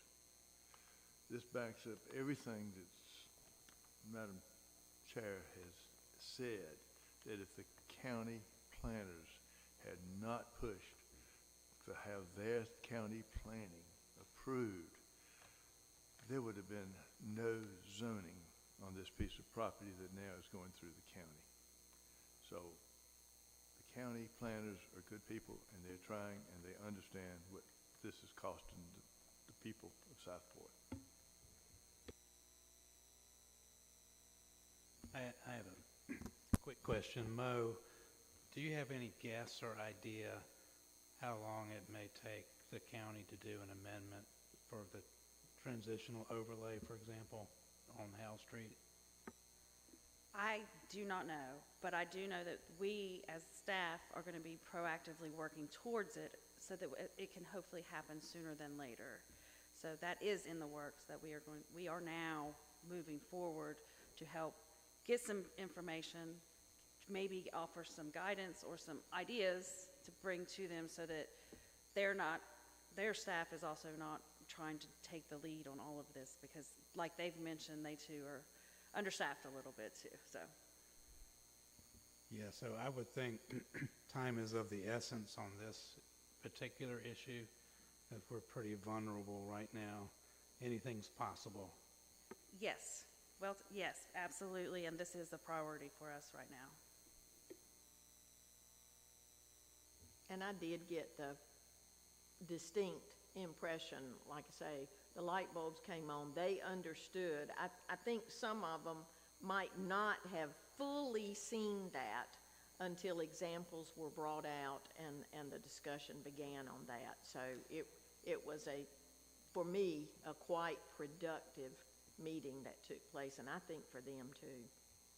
Yes, I don't believe they knew the discrepancies and like just how large of the discrepancies were between the two zoning, just in general. So that was, I think, very eye-opening for them. I agree. Agreed. Any other comments, folks, on this? Thank you, Mo, for doing that. We can go on into our new business now. The second item of new business we had is the Turtle Bay Major Subdivision Preliminary Plat Review. It's pages 58 to 79 in your packets. Mo, can you take us through our task for this item? Yes, thank you. So Jackson Starling is here. He, on behalf of the Turtle Bay at Southport, is requesting approval of the subdivision's preliminary plat. As you know, this is a planned unit development and rezoning that was approved in June. So after the planned unit development master plan approval, a preliminary plat is required to move forward with subdivision of the property. They are proposing that the subdivision will be developed in 2 phases. Phase 1 will consist of 59 lots, and Phase 2 will consist of 41 lots. It's a 100-lot single-family subdivision, and as part of the planned unit development requirement, all of the required improvements for subdivision were part of that master development plan, minus the landscape plan. So that has been updated to show that there's going to be 2,677 inches of diameter at breast height removed, and then there's going to be 2,685 inches proposed for mitigation. I do want to reiterate that now that the tree ordinance that is in place will be followed, and more than 80% of their lots will remain covered. They're just going to be grading and for their infrastructure, so that is definitely in place. I know that we have gone through this several times with the board for the PUD, but their application is complete and eligible for approval, but I'm happy to answer any questions that you may have. And I want to show you, this is the phased plan that they have, and they provided that this evening as well.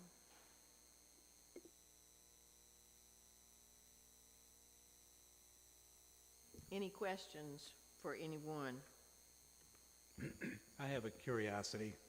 On the tree impact plan, just about every tree on there is a sweet gum. Are there really that many sweet gums in there?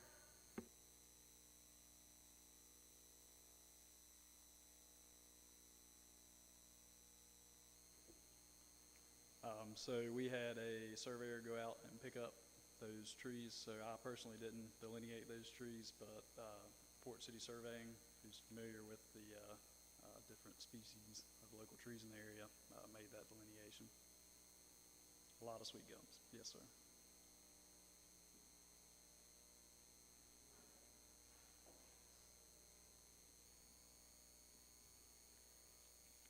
All right. Do y'all have any other comments you would want to make? We've asked you to be patient for so long. This is your turn to shine if you'd like. Anything other than sweet gums?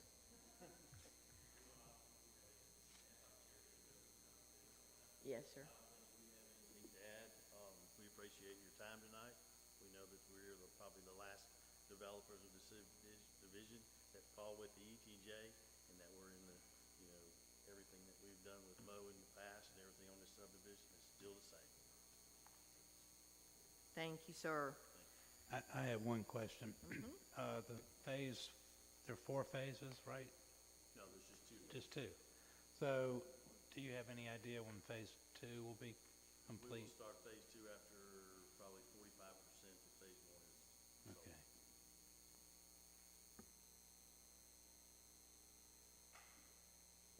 And just if you're curious, the UDO requires, once a preliminary plat is approved, that the infrastructure is started within 24 months. The phased plan allows the last final phase, it gives them 7 years for that, through the statutes.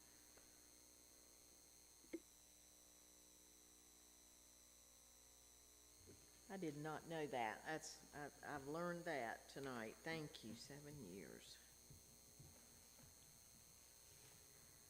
All right, gentlemen, any other questions?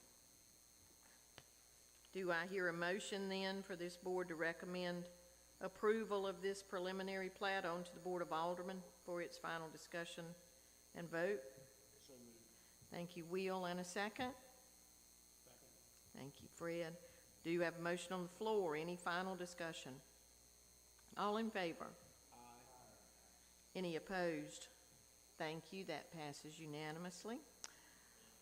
Thank you, gentlemen, so much. Item number 3, Mo, you're up for the major site modification for the emergency department for Dozier. And this starts on page 80, folks, of our packet. Yes, thank you. Mr. Brian Turner is here, and he's the applicant for the hospital who is requesting a revision to the previously approved commercial project at the hospital for Dozier Memorial. This is an expansion and relocation of their emergency department. The request is to construct a new 8,914 square foot building of the hospital campus, repave and restripe the existing parking lot, and install landscaping. As a major site plan approval, as a redevelopment, all of the requirements are not necessarily required. What they have done for us is they've noticed that the traffic impact study, there's going to be less than 500 trips with this new addition.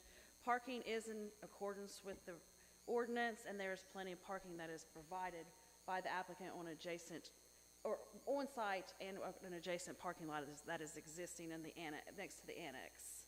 There are 28 parking spaces required, and there are 23 spaces and 5 ADA compliant spaces.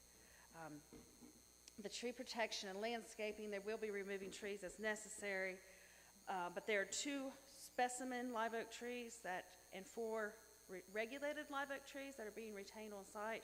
So that is giving 400 inches of mitigation credit. So they don't have any true mitigation for their removal of the trees, but they did provide an updated landscape plan. This is a little easier to see, this one. So you can see the tree protection zones, and they will be planting around the new building and walkways that they have. And they have added walkways across from the parking areas that wasn't necessary, but they were adding those for safety to get people from especially the further parts of the parking lots into the walking areas. A stormwater is going to be is engineered. They have a stormwater system in place that they will be tying into, and the city engineer is currently reviewing those plans. And you have the final decision on major site plans, so I will be happy to answer any question. Mr. Turner is here for any questions if you have any more. So there you go.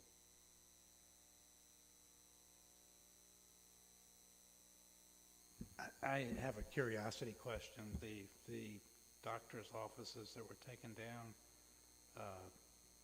are those doctors disappearing? Or are they assimilating into the new structures? I believe they're being relocated to off-site. Yes, so they're being moved to just to new facilities.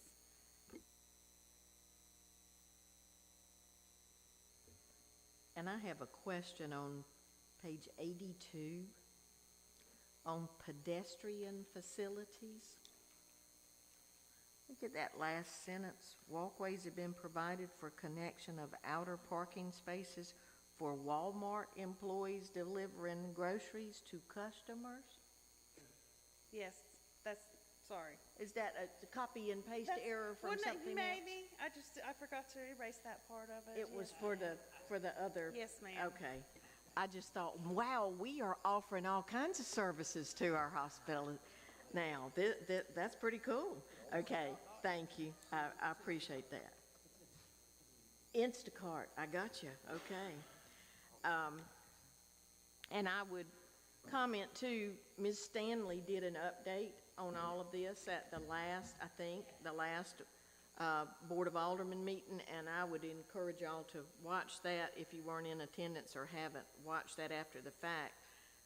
For those of us who've used the ER ourselves or had friends and family use Dozier, understanding its need helps us be excited for the capabilities of this expansion.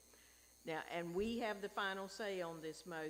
Does this go back to the Board of Aldermen? I'm thinking no. No, ma'am. The planning board has the final decision on all major site plans. Do I hear a motion then for this board to approve this major site plan modification for Dozier's Emergency Department? I'll move. Thank you, Will, and a second. Thank you, Kevin. Appreciate that. Motion is on the floor. Any final discussion? Go ahead. Please identify those two major trees that are to remain and the protection areas around them. I can't see them on these. So this is one here, and you can see the tree protection line around here. There's one down here. Okay. And one over here. Three. Those are three. Fourth one, there's one. And then there's a cluster of them here. So that's where some of those other ones are. So you can see here, there's 1, 2, 3, 4. One of them didn't give any mitigation credit. It just was, but it's still a live oak that they're saving here. And then there's one over here with their tree protection, and then the largest one right here. Okay, is there any specific recommendations on protection of the roots within the tree canopy area? Because it looks like we're coming very close to two of those major trees with parking, curb, gutter. The parking exists now, so they That won't. does- oh, okay, So they won't okay, be adding okay. any more, or won't be. Yes. You're right. Okay, so Yes. that's the existing parking lot. Yes. I didn't understand that. Great. Thank you. Any other questions or comments? Go ahead. And this is not anything you have to be beholden to at all, but just a suggestion. You saw what everybody went through with the whole Franklin Square Park thing about they're very particular about those. So if you've got any materials or anything left over, you could put around those trees to kind of accent that area or show that you're trying to protect them. That would go a long way with the public as well. Any type of bordering or anything of that nature, they would appreciate that greatly. That you could, yeah. Go ahead. I can't agree more. We actually already put up all the tree protection prior to all this just to keep anybody from getting in the fence and disturbing those trees. So, and it was important to Dozier, not to a contractor, to us, to show that, look, we're not letting anything happen to our trees. In fact, if you look at that parking lot existing, we could have fit a lot more parking into that lot if we would have tore it up. But we made the decision not to, so we could keep more trees in place.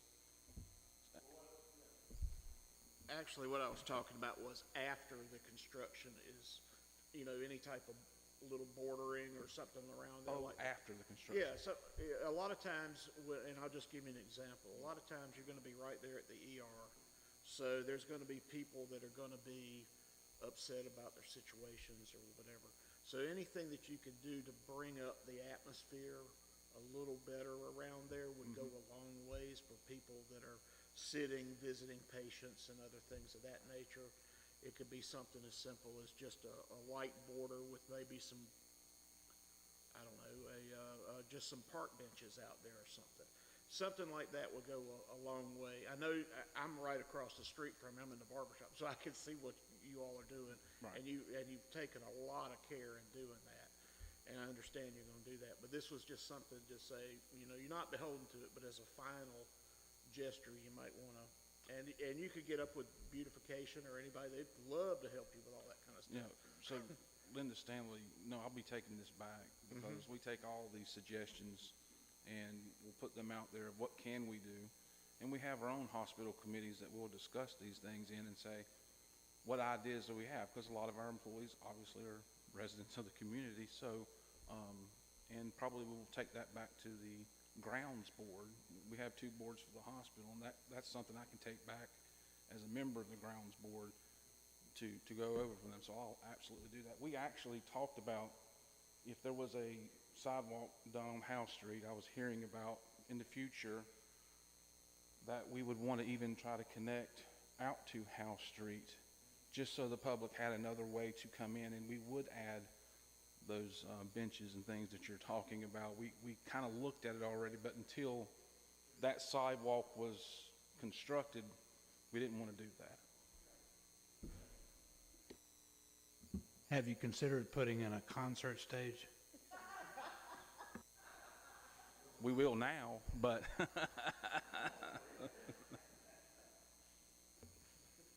Are you saying we might have one to? Any other questions or comments? Thank you, sir. We appreciate that. All right, we have a motion on the floor, folks, and a second. Any final discussion? All in favor? Aye. Any opposed? Thank you so much. It passes unanimously. Appreciate that. Our next item is other business. Is there anything additional to be brought before the board tonight? Hearing none, we'll move on to item J, announcements. Anyone? I do want to remind everyone of the County Commissioners meeting at 6 p.m. on August 19th.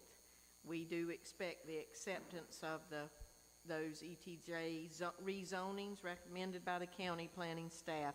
Commissioners' meetings are held in their chambers at the government complex in Bolivia. As usual, your member information and the board roster are the final items in your packets. And now, with no other business to come before us, can I get a motion to adjourn? Will, thank you so much, and a second. Thank you, Roy. Motion on the floor. Any other discussion? All in favor? Aye. Any opposed? Motion passes unanimously. And folks, we are adjourned at 8:11. We thank you so much for your participation. Appreciate it.